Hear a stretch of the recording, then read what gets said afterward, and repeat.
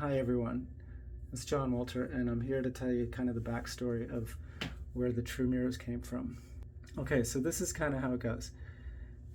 When I would see myself in this mirror for my whole life, okay, this is the person that I saw, and one of the things you'll notice is that, I've got a left part in my hair, and basically that's the person that I looked at when I talked to myself as a kid, because this is how my hair grows. This is the cowlick. But the crazy thing is that's not actually how it appears in real life. Okay, it actually appears like this. Okay, and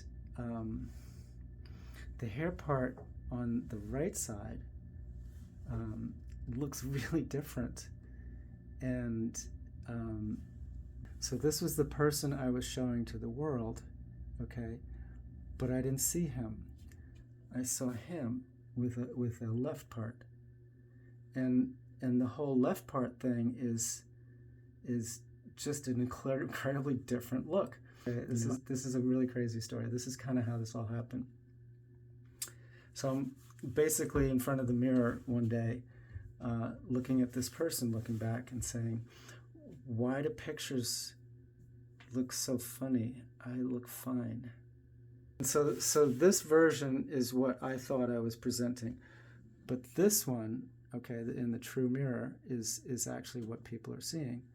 And it's different, and especially when you look at people, I think the theory goes is that when you're parting on the right, the viewer is drawn to my right side that's kind of open. And then this kind of guy, there's more light over here. So people are drawn to my right eye. But it's weird. So this is one of the problems with a mirror, is that it's presenting a different version of my physical appearance, because I've got this big hair part here, right, as opposed to this, okay, because it's on the other side. The reasoning of this is that the information in our eyes is sided. It's different. Left is different than right. But I'm looking at a person here that has left energy coming out. It looks like I have a left hair part. And so this version that I talk to every day, the one that you talk to in the mirror, okay, is not the same one as what actually is real. And so the hair part is just an accident. So this is what I was putting out to the world. This is what I was seeing in the mirror, right? And it was in front of the mirror one day. I was like 19 or so, and I said, wow, why do pictures always look so funny? I look fine. And that's when I realized I'm seeing a guy with a left part.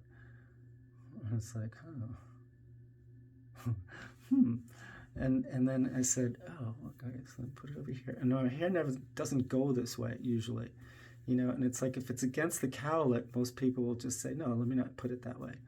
But the thing is, I put it like this, and I said, yeah, that doesn't look right, But then it turns, and I said, so I said, yeah, that doesn't look right. That's part of why I never picked it, also, and then I said, but I betcha the version that I saw in the mirror is now sitting on me, and let me go and find out. And so I went out, and this is before the true mirror, so I just knew that suddenly we had swapped places, me and this guy, so now the version of me with the left part is actually left part. So the version in the mirror is the guy with the right part. So anyway, I turned around, and it totally changed my social life. I just became popular overnight. And I was like, wow, and there was like just incredible ease, because here's the thing, is that in real life, this is what I was presenting to the world, and all of a sudden I was seen as more left brain, because this is my left side. So it's left part, left brain. And suddenly I was like, wow, I could be this, this manly man all of a sudden. I found that it was really hard to find him. But here he was just right there, And so this is the genesis of the hair part theory. And also, again, why the experience of looking in the true mirror was so significant. Because here's the thing. This guy lasted for about 4 months. And then eventually I said, oh, where's my other person? This sensitive, deep, nerdy guy that has 4 hours of physics to do, homework, or 3 parties to go to. That once I get there, I have nothing to say because I didn't know who I was. It's like 4 months into this, and it's like and then I'm in front of the mirror going, okay, maybe if I put in the middle, oh, that's cool. Oh, that's, and see here now, now it's like equal. So now I'm the same as that guy, and I liked it. And it turned out when I faced the world, suddenly the hair was the same, and so I really thought, wow, this is great. We solved that problem with the hair parts, and everything's great. And it really was for the next 3 years. I had the most fabulous experience going to California and hanging out and just doing so many wonderful things. But the guy in the mirror started giving me more and more grief, because it wasn't just the hair, it's the eyes. And the eyes that I would give myself for, just whatever, the struggles of life, but it was like always tinged with like this incredible, you're fucked up, like there's something wrong with you. And here's the thing, there is that version. It's got a faulty communication interface. So yeah, it's kind of fucked up. But you think you're fucked up. That's the problem. You know what I mean? The idea that we identify with this, And so the point was I was having more and more grief with this guy, especially when I was really happy, because it looked fake.